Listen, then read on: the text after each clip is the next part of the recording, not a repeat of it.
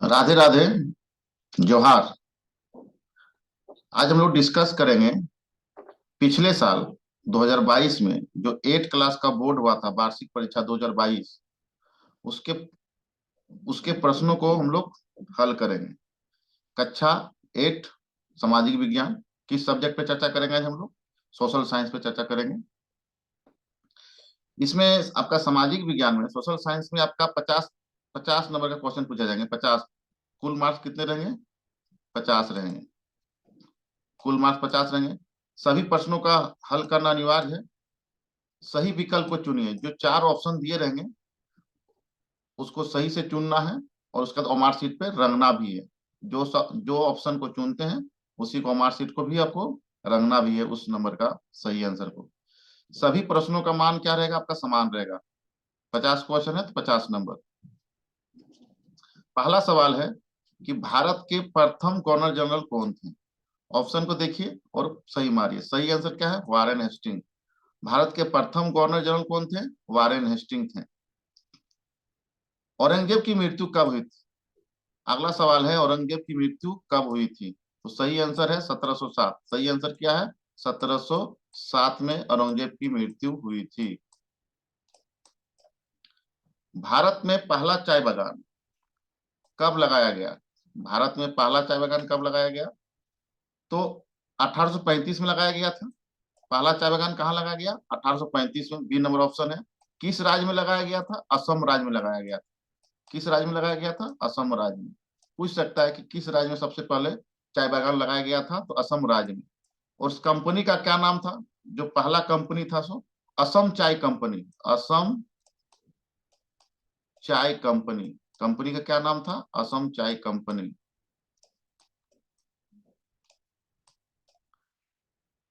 अगला सवाल है, रैयतवाड़ी व्यवस्था कहाँ लागू की गई? रैयतवाड़ी व्यवस्था आपका मद्रास और बम्बई में लागू की गई थी। कहाँ लागू की गई थी? बम्बई और मद्रास में। इसको लागू करने वाला टॉम्स मुनरो है। इसको लागू कौन किया था?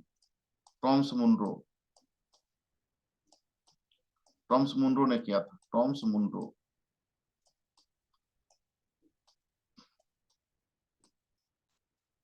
सही आंसर आपका क्या है? बम्बई और मद्रास, रैयतवाड़ी व्यवस्था। बिरसा मुंडा के पिता क्या नाम है? बिरसा मुंडा, भगवान बिरसा मुंडा के पिता क्या नाम है? सुगना मुंडा। बिरसा मुंडा के पिता क्या नाम है? सुगना मुंडा। और बिरसा मुंडा का माँ का नाम था करमी मुंडा। करमी। बिरसा मुंडा, भगवान बिरसा मुंडा के माँ का क्या नाम है? करमी मुंडा। करमी मुंडा। और इनका जन्म हुआ था उलीहातू गांव में। उलीहातू। उलीहातू नामक गांव में हुआ था इनका जन्म। कब हुआ था? 15 नवंबर 1875 को उलीहातू में हुआ था। 15 नवंबर 1875 में। किनका जन्म हुआ था? बिरसा मुंडा का जन्म कब हुआ था? 15 नवंबर 1875। मृत्यु हुआ था 1900 में। इनका बिरसा मुंडा का मृत्यु कब हुई थी? 1900 में हुई थी। मृत्यु कब हुई थी? 1900 में। किस कारण से हुई थी? हैजे से। हैजा के कारण इनकी मृत्यु हुई थी। हैजा। चलिए अगले सवाल पे चलते हैं। झारखंड में अंग्रेजों का प्रवेश किस जिले की ओर से हुआ था? मतलब झारखंड में अंग्रेज सबसे पहले कहाँ प्रवेश किए थे? तो आपका प्रवेश किए थे आपका सिंहभूम में। सिंहभूम जिले से इनका प्रवेश हुआ था। बक्सर युद्ध। बक्सर युद्ध के समय मुगल बादशाह कौन था? शाह आलम द्वितीय था। बक्सर युद्ध के समय में मुगल बादशाह कौन था? शाह आलम द्वितीय। ये लड़ाई कब हुआ था? 22 अक्टूबर 1764। 22 अक्टूबर 1764। बक्सर की युद्ध कब हुई थी? 22 अक्टूबर 1764 को हुई थी। उसमें मुगल बादशाह की तरफ से कौन लड़ा था? सालम द्वितीय। और अंग्रेज की तरफ से था कैप्टन मुनरो। अंग्रेज की तरफ से कौन था? Captain Munro. अंग्रेज की तरफ से आपका कौन था? Captain Munro. कैप्टन मुनरो, अंग्रेज की तरफ से। और मुगल बादशाह कौन थे उस टाइम? शाह आलम द्वितीय। भारत का क्षेत्रफल कितना है? भारत का क्षेत्रफल है 32.8 लाख वर्ग किलोमीटर। 32.8 लाख वर्ग किलोमीटर भारत का क्षेत्रफल है। भारत का क्षेत्रफल कितना है? 32.8 लाख वर्ग किलोमीटर। खेरवार विद्रोह की शुरुआत किसने की थी? खेरवार विद्रोह की शुरुआत किसने की थी? खेरवार विद्रोह की शुरुआत नीलांबर और पीतांबर ने की थी। खेरवार खेरवार विद्रोह की शुरुआत किसने की? नीलांबर और पीतांबर ने की थी। किसने की थी? सिंधु कानून ने किसका किया था? सिंधु कानून ने किया था संथाल विद्रोह। सिंधु कानून ने क्या किया था? संथाल विद्रोह। नीलांबर पीतांबर ने खेरवार विद्रोह। खेरवार विद्रोह खेरवार विद्रोह की शुरुआत किसने की थी? नीलांबर और पीतांबर ने। बस्तर विद्रोह कब हुआ था? बस्तर विद्रोह 1910 में हुआ था, मध्य भारत में। अभी ये वर्तमान में बस्तर आपका छत्तीसगढ़ में है। बस्तर विद्रोह कब हुआ? 1910 में। बस्तर विद्रोह कब हुआ? 1910 में। अस्थाई बंदोबस्त व्यवस्था किस गवर्नर जनरल के समय में शुरू हुई? ये ये राजस्व वसूलने का एक तरीका है। अस्थाई बंदोबस्त क्या है? राजस्व, टैक्स वसूलने का एक तरीका था अंग्रेजों के समय का। उसका शुरुआत किसने करवाया था? लॉर्ड कॉर्नवालिस ने करवाया था। लॉर्ड कॉर्नवालिस में। कब शुरू हुआ था? 1793 में। 1793 में शुरू करवाया था। और किस राज्य से शुरू हुआ था? बंगाल से शुरू हुआ था। कहां से शुरू हुआ था? बंगाल से। बाद में बिहार उड़ीसा भी हो गया शामिल, लेकिन शुरुआत कहां से हुआ था? बंगाल से। किसने शुरू किया? लॉर्ड कॉर्नवालिस ने। कब किया? 1793 में। कहां से शुरू हुआ? बंगाल से। भारतीय राष्ट्रीय संग्रहालय कहाँ बनाया गया? नई दिल्ली में। कहाँ बनाया गया? नई दिल्ली में। यहाँ पे जितने भी संग्रह के सामान होते हैं, पुराने पुरातत्व सामान, वो रखे जाते हैं नई दिल्ली में। भारतीय राष्ट्रीय संग्रहालय कहाँ बनाया गया है? नई दिल्ली में। अंग्रेजों ने पहली कोठी कहाँ स्थापित की? अंग्रेजों ने पहली कोठी कहाँ स्थापित की? सूरत में। सूरत कहाँ है? गुजरात में। सूरत कहाँ है? गुजरात में। तो पहली कोठी कहाँ से शुरुआत शुरुआत की? अंग्रेजों ने स्थापित की। अंग्रेजों ने पहली कोठी कहाँ स्थापित की? सूरत। सूरत कहाँ है? गुजरात में। रेगुलेटिंग एक्ट के तहत कलकत्ता में सर्वोच्च न्यायालय की स्थापना कब की गई? रेगुलेटिंग एक्ट के तहत कब की गई? 1773 में। सवाल पूछ सकता है कि सबसे पहले न्यायालय, सर्वोच्च न्यायालय कहाँ स्थापना हुआ भारत में? कलकत्ता में हुआ। कब हुआ? 1773 में। कौन सा नियम के हिसाब से? कौन सा एक्ट के? Regulating act. रेगुलेटिंग एक्ट के तहत कलकत्ता में सर्वोच्च न्यायालय की स्थापना 1773 में की गई। बंगाल में नील विद्रोह कब हुआ? 1859-60 में। बंगाल में नील विद्रोह कब हुआ? 1859-60 में। कौन सी जनजाति खुद को जंगल की संतान मानते हैं? तो बेगा। बेगा जनजाति खुद को क्या मानते हैं? जंगल की संतान मानते हैं। वास्को डी गामा भारत के किस बंदरगाह पर पहुंचा? वास्को डी गामा भारत के किस बंदरगाह पर पहुंचा? कालीकट बंदरगाह पे। कालीकट कहाँ है? केरल में। कालीकट कहाँ है? केरल में। कालीकट कहाँ है? केरल में। वास्को डी गामा भारत के किस बंदरगाह पर पहुंचा? कालीकट पे पहुंचा। निम्नलिखित में से कौन सा मानव निर्मित संसाधन है? अभी तक हम लोग जो चर्चा किए वो इतिहास सब्जेक्ट से चर्चा किए। अब हम लोग का जो प्रश्न आ रहा है वो आ रहा है भूगोल से। यदि आप लोगों ने मेरा बनाया हुआ 8वीं कक्षा का गणित विषय पर पिछले साल का पूछा गया प्रश्न पत्र का हल नहीं देखे, वीडियो नहीं देखे हैं, तो डिस्क्रिप्शन में लिंक दिया जाएगा, वहां से आप मैथ वाला भी सब्जेक्ट का प्रश्न पत्र का हल देख सकते हैं। अब सवाल पे चलते हैं। निम्नलिखित में से कौन सा मानव निर्मित संसाधन नहीं है? मानव निर्मित संसाधन मतलब क्या बोलता है? कि जो मानव के द्वारा निर्माण किया गया है। अब ऑप्शन में देखिए कौन मानव के द्वारा निर्माण किया गया, जो हम लोगों के द्वारा, मनुष्यों के द्वारा निर्माण किया गया। झरने का जल हम लोग निर्माण करते हैं क्या? नहीं। सदाबहार वन। सदाबहार वन किसको कहते हैं? वैसे वन जिसके पत्ते सालों भर एक साथ नहीं गिरते हैं, जिसका पत्ता हमेशा, पेड़ों का पत्ता हमेशा हरा भरा रहता है, उसी को बनते हैं सदाबहार वन। सही आंसर क्या हो जाएगा? कैंसर उपचार की औषधि। मतलब जो कैंसर बीमारी की इलाज के लिए जो दवाई बनती है वो कौन बनाते हैं? मानव बनाते हैं। तो मानव निर्मित संसाधन क्या हो जाएगा? कैंसर उपचार की औषधि। जो संसाधन सभी जगह पाए जाते हैं, जो संसाधन सभी जगह पाए जाते हैं उसको क्या कहते हैं? सर्वव्यापी संसाधन, तो सही आंसर क्या हो जाएगा? बी, सर्वव्यापी संसाधन। इसका उदाहरण क्या है? हवा। हवा सब जगह है। हवा क्या है? सभी जगह पाया जाता है। गैर परंपरागत ऊर्जा के स्रोत, वैसे स्रोत जो प्राचीन काल से चले नहीं आ रहे हैं, जो नए नए अभी ऊर्जा के स्रोत बने हैं।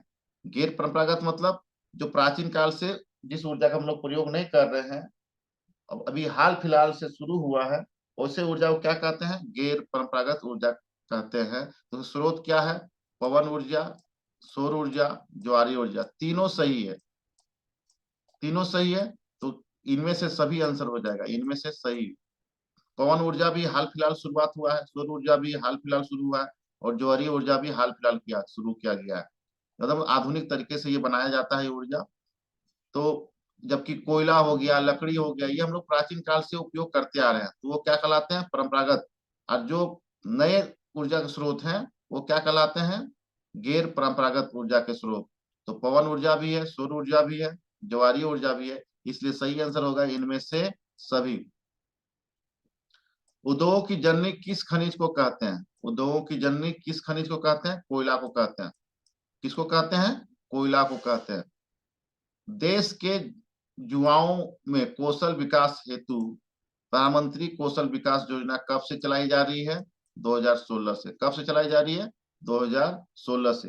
देश के युवाओं में कौशल विकास हेतु एक योजना लाई गई थी, उस योजना का नाम है प्रधानमंत्री कौशल विकास योजना। ये कब लागू हुई है? 2016 में।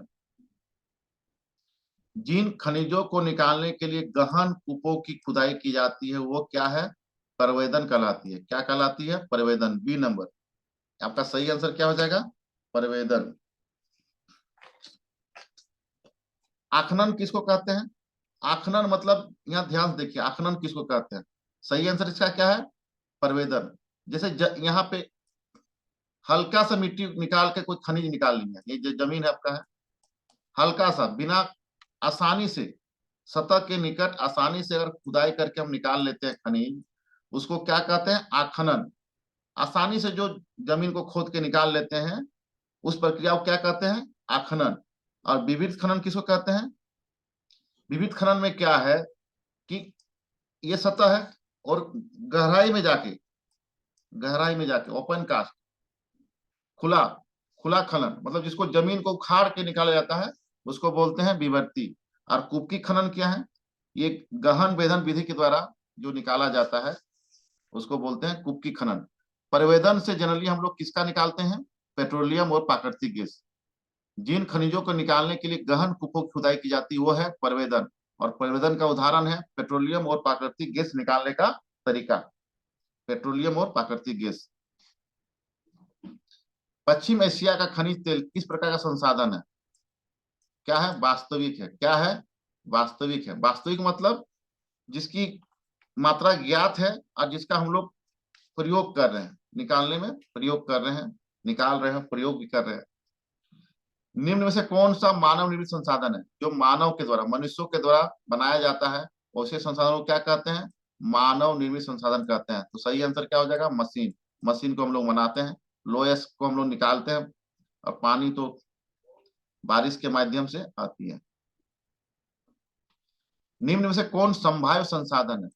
संभाव्य, देखिए, अगर यदि आप जो सवाल पूछ रहा है और उस टर्म का अर्थ जानते हैं तो आंसर खोजने में दिक्कत नहीं होगी। संभाव्य संसाधन मतलब क्या होता है? वैसे संसाधन जिसकी खोज की गई है लेकिन उपयोग नहीं किया जा रहा है, जिसकी मात्रा भी ज्ञात नहीं है, लेकिन संभावना है आने वाले सालों में, आने वाले सालों में इसका प्रयोग किया जाएगा। जिसकी खोज की गई है लेकिन प्रयोग नहीं कर रहे हैं, वो क्या हो जाएगा? केरल में मोनाजाइट। केरल में मोनाजाइट। भारत का बिस्मार्क किसे कहा जाता है? भारत का बिस्मार्क सरदार वल्लभ भाई पटेल को कहते हैं। भारत का बिस्मार्क किसे कहते हैं? सरदार वल्लभ भाई पटेल को कहते हैं। विश्व का सबसे बड़ा लिखित संविधान किस देश का है? भारत का। हमारा देश का संविधान सबसे बड़ा लिखित है, और बड़ा भी है और लिखित भी है, सबसे बड़ा विश्व का। तो क्या है हमारा आंसर? भारत। शिक्षा का अधिकार कानून कब लागू हुआ? शिक्षा का अधिकार जिसके तहत 6 साल से लेके 14 साल के बच्चों को अनिवार्य रूप से पढ़ाना है? उसका सही आंसर है 1 अप्रैल 2010। 1 अप्रैल 2010। और ये कानून बना है 4 अगस्त 2009 को। 4 अगस्त 2009 को कानून बना है, लेकिन लागू हुआ है आपका 1 अप्रैल 2010, जिसके तहत 6 साल से लेके 14 साल के बच्चों को निःशुल्क एवं अनिवार्य शिक्षा देना है। इसको मौलिक कर्तव्य में जो 11वां मौलिक कर्तव्य है आपका यही है। ये 11वां नंबर जो मौलिक कर्तव्य है, अभी वर्तमान में मौलिक कर्तव्य कितने हैं? 11 हैं। तो 11वां नंबर यही है कि बच्चों को 6 साल से लेकर 14 साल के बच्चों को पढ़ाना निःशुल्क और अनिवार्य है। वर्तमान में मौलिक अधिकार कितने हैं? वर्तमान में मौलिक अधिकार कितने हैं? 6 हैं। लेकिन जब मूल संविधान बना था उसमें मौलिक अधिकार 7 था। जब संविधान बन रहा था उस टाइम मौलिक अधिकार कितने थे? 7। मूल मूल पूछेगा, मूल संविधान में मौलिक अधिकार कितने थे? 7। वर्तमान में पूछ रहा है तो वर्तमान में मौलिक अधिकार कितने हैं? 6। संपत्ति का अधिकार भी था, 7वां नंबर अधिकार क्या था? संपत्ति का अधिकार, जिसको हटा दिया गया है। वर्तमान में मौलिक अधिकार कितने हैं? 6। मौलिक अधिकार कितने हैं? 6। भारत की प्रथम महिला राष्ट्रपति कौन है? भारत की पहली महिला राष्ट्रपति कौन है? प्रतिभा देवी सिंह पाटिल। कौन है? प्रतिभा देवी सिंह पाटिल। इंदिरा गांधी भारत की प्रथम प्रधानमंत्री है, महिला। कस्तूरबा गांधी महात्मा गांधी की पत्नी का नाम है। और सरोजिनी नायडू प्रथम महिला राज्यपाल है, भारत की प्रथम महिला राज्यपाल। भारत कब गणतंत्र घोषित हुआ? भारत गणतंत्र कब घोषित हुआ? 26 जनवरी 1950। भारत कब गणतंत्र घोषित हुआ? 26 जनवरी 1950। उसी के याद में हम लोग प्रत्येक साल 26 जनवरी को गणतंत्र दिवस मनाते हैं। कौन सा दिवस मनाते हैं? गणतंत्र दिवस। कब मनाते हैं? 26 जनवरी को। हमारा संविधान कब लागू हुआ है पूरी तरह से? 26 जनवरी 1950 को। उसी दिन भारत गणतंत्र घोषित हुआ। संविधान के किस अनुच्छेद में अस्पृश्यता का उन्मूलन का प्रावधान किया गया है? मतलब भारत में छुआछूत को खत्म कर दिया गया है। भारत में छुआछूत को खत्म कर दिया है, जिसका उल्लेख संविधान में है। तो संविधान के किस अनुच्छेद में है? उस अनुच्छेद 17 में है। किसमें है? अनुच्छेद 17 में। अस्पृश्यता का अंत किसमें किया गया है? अनुच्छेद 17 में। भारत में 2 बार लगातार राष्ट्रपति कौन निर्वाचित हुए? डॉक्टर राजेंद्र प्रसाद। डॉक्टर राजेंद्र प्रसाद भारत के ऐसे राष्ट्रपति हैं जो 2 बार लगातार राष्ट्रपति बने। ये प्रथम राष्ट्रपति भी है। भारत के प्रथम राष्ट्रपति कौन है? डॉक्टर राजेंद्र प्रसाद। भारत के प्रथम राष्ट्रपति कौन है? डॉक्टर राजेंद्र प्रसाद।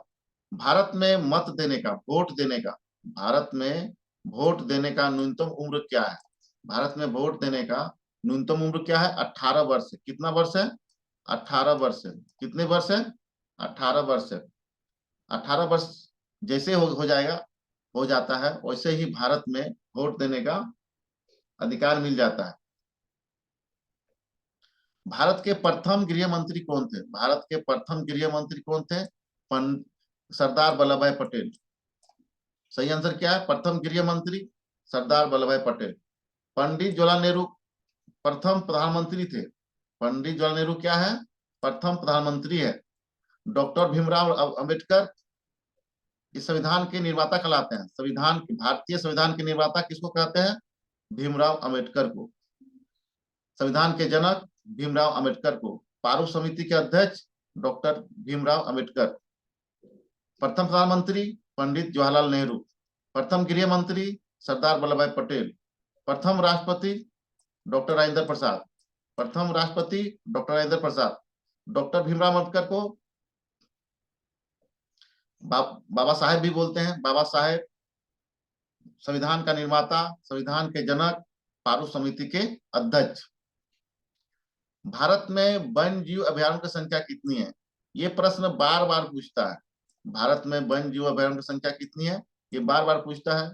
पिछले साल 2-3 बार 8 क्लास का एग्जाम में पूछ चुका है, ऑब्जेक्टिव वाला में भी और सब्जेक्टिव वाला में भी। सही आंसर क्या है? 372। भारत में वन्य जीव अभयारण्यों की संख्या कितनी है? 372। और राष्ट्रीय पार्क कितने हैं? 54। राष्ट्रीय पार्क कितने हैं? 54। आपके राष्ट्रीय पार्क 54 है। और जीव अभयारण्य की संख्या कितनी है? राष्ट्रीय पार्क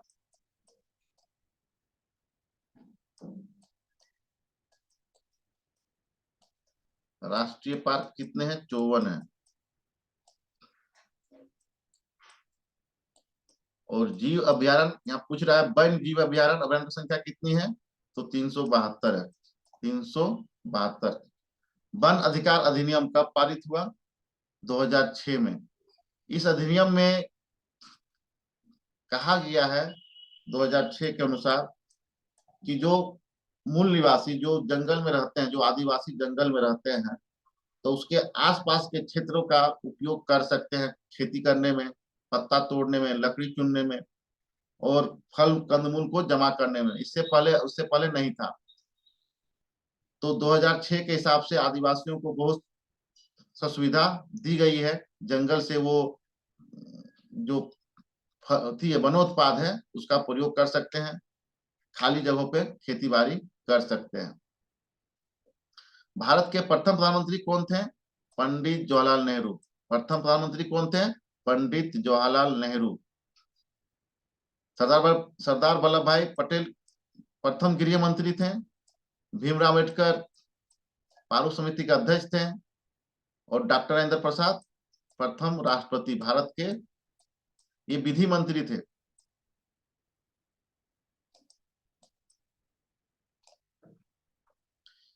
तो भारत के प्रथम प्रधानमंत्री कौन थे? पंडित जवाहरलाल नेहरू। पंडित जवाहरलाल नेहरू। 42वां संविधान संशोधन कब हुआ? 1976 में। 1976 में। इसी में प्रस्तावना में जोड़ा गया है पंथ निरपेक्ष, समाजवादी और अखंडता। हम लोग प्रत्येक दिन विद्यालय में प्रस्तावना पाठ करते हैं, उसमें आप ये शब्द सुने होंगे, पंथ निरपेक्ष, समाजवादी, अखंडता। ये शब्द 1976 में जोड़े गए हैं और 42वां संविधान संशोधन के द्वारा 1976 में। उस टाइम प्रधानमंत्री इंदिरा गांधी थी। 1976 में प्रधानमंत्री कौन थी? श्रीमती इंदिरा गांधी। और 1976 में ही 42वां संविधान संशोधन के द्वारा ही मौलिक कर्तव्य हमारे संविधान में जोड़ा गया है। मौलिक कर्तव्य कब जोड़ा गया है? 1976 में, स्वर्ण सिंह समिति के सुझाव पर। स्वर्ण सिंह समिति के सुझाव पे जोड़ा गया है। स्वर्ण सिंह समिति। अभिव्यक्ति की आजादी किस प्रकार का मौलिक अधिकार है? अभिव्यक्ति की आजादी किस प्रकार का मौलिक अधिकार है? स्वतंत्रता का अधिकार है। इसका उल्लेख अनुच्छेद 19 में है।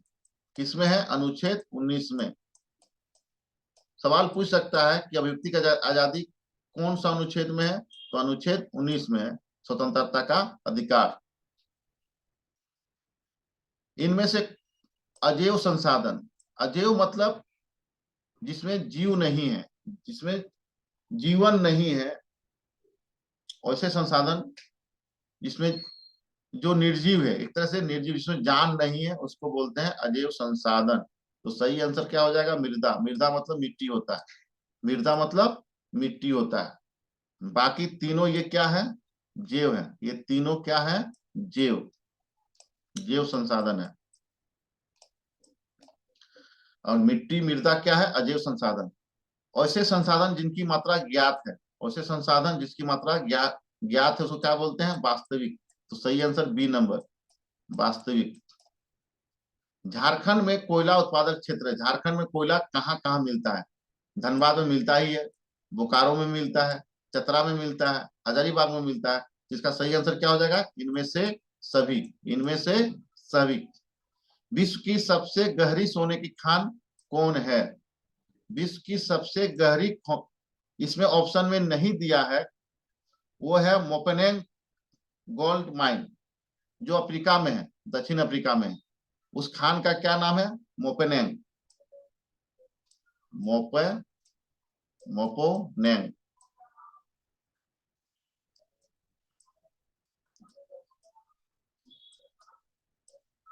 मोपोनेंग। विश्व की सबसे गहरी खान, सोने की खान कहाँ है? मोपोनेंग में है, जो दक्षिण अफ्रीका में है। कहाँ है? साउथ अफ्रीका में है। कहाँ पे है? दक्षिण अफ्रीका में है। तो ऑप्शन में मोपेनेंग नहीं दिया हुआ है, तो अब क्या आंसर मार सकते हैं हम लोग?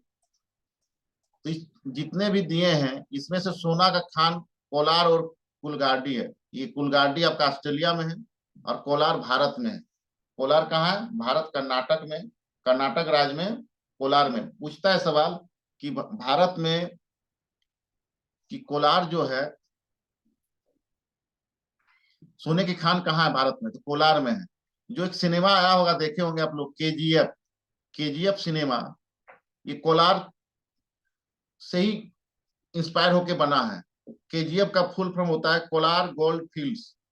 केजीएफ का फुल फॉर्म क्या होता है? Kolar gold fields. तो इसके हिसाब से सही आंसर क्या हो जाएगा? कोलार। कि कुलगाड़ी से गहरी कौन है? कोलार है। विश्व की सबसे गहरी सोने की खान कौन है? मोपनेंग है, जो दक्षिण अफ्रीका में है। ऑप्शन में मोपेनेंग नहीं दिया हुआ है, तो सही आंसर क्या हो जाएगा? कोलार। कोलार क्या? कोलार कर्नाटक राज्य में है। अगला सवाल है, आदिवासी शब्द का क्या अर्थ है? आदिवासी शब्द का क्या अर्थ है? तो उसका अर्थ है मूल निवासी। क्या आंसर है उसका? मूल निवासी। राष्ट्र ध्वज का आदर करना हमारा क्या है? मौलिक कर्तव्य है। राष्ट्र ध्वज का सम्मान करना, आदर करना हमारा मौलिक कर्तव्य है। और मौलिक कर्तव्य कब जोड़ा गया है? 1976 में जोड़ा गया है। कब जोड़ा गया है? 1976 में। और अनुच्छेद 51 क में है। कौन सा अनुच्छेद में मौलिक कर्तव्य है? 51 क में। मौलिक कर्तव्य किसमें है? अनुच्छेद 51 क में है और भाग 4 में है। भाग 4 में है। भाग 4 51 क। राष्ट्र ध्वज का आदर करना हमारा क्या है? मौलिक कर्तव्य है। इसे 1976 में जोड़ा गया है सोन सिंह समिति के अनुसार, सुझाव के अनुसार। किस अनुच्छेद में है? 51 क में है। कौन सा भाग में है? भाग 4 में है। राष्ट्रीय मानवाधिकार आयोग का गठन कब किया गया है? भारत में राष्ट्रीय मानवाधिकार आयोग का स्थापना कब किया गया है? 1993 में किया गया है। कब किया गया है? 1993 में किया गया है। प्रत्येक 10 दिसंबर को, 10 दिसंबर को, प्रत्येक 10 दिसंबर को हम लोग मनाते हैं मानवाधिकार दिवस। क्या मनाते हैं? मानवाधिकार दिवस मनाते हैं। क्या मनाते हैं? मानवाधिकार दिवस मनाते हैं। कब? प्रत्येक 10 दिसंबर को। प्रत्येक 10 दिसंबर को मनाते हैं हम लोग। और कब से शुरुआत किए मनाना? प्रत्येक 10 दिसंबर को। 10 दिसंबर 1948। 10 दिसंबर 1948 से प्रत्येक साल हम लोग मानवाधिकार दिवस मनाते हैं। 10 दिसंबर 1948 से मनाना शुरू किए हैं और प्रत्येक 10 दिसंबर को मनाते हैं। भारत में राष्ट्रीय मानवाधिकार आयोग कब गठन किया गया है? 1993 में। संविधान के किस भाग में मौलिक अधिकार का वर्णन है? भाग 3 में है। किसमें है? भाग 3 में। मौलिक अधिकार किसमें है? भाग 3 में है।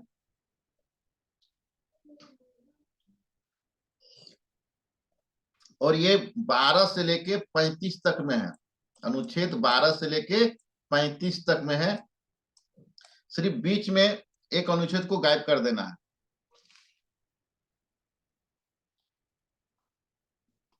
31 को छोड़ के। अनुच्छेद 31 शामिल इसमें नहीं है मौलिक अधिकार में।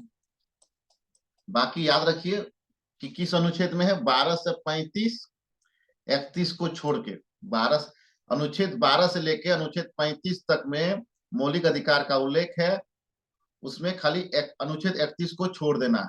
अनुच्छेद 31 शामिल नहीं है मौलिक अधिकार में। कौन सा भाग में है? भाग 3 में है। लोह पुरुष किनकी उपाधि है? लोह पुरुष किनकी उपाधि है? सरदार भाई पटेल, सरदार वल्लभ भाई पटेल की। लोह पुरुष किनकी उपाधि है? सरदार वल्लभ भाई पटेल। और नेहरू जी को क्या बोलते हैं? पंडित जवाहरलाल नेहरू को चाचा नेहरू बोलते हैं। क्या बोलते हैं? इसका उपनाम क्या है? चाचा नेहरू। पंडित जी को क्या बोलते हैं? चाचा नेहरू। इनको बोलते हैं बाला साहेब, बाबा साहेब।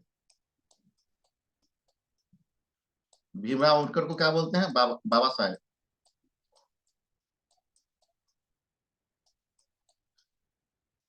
संविधान के जनक, इनका बहुत उपनाम है। संविधान के जनक, संविधान के पिता, संविधान के निर्माता, डॉक्टर भीमराव अम्बेडकर के। डॉक्टर राजेंद्र प्रसाद,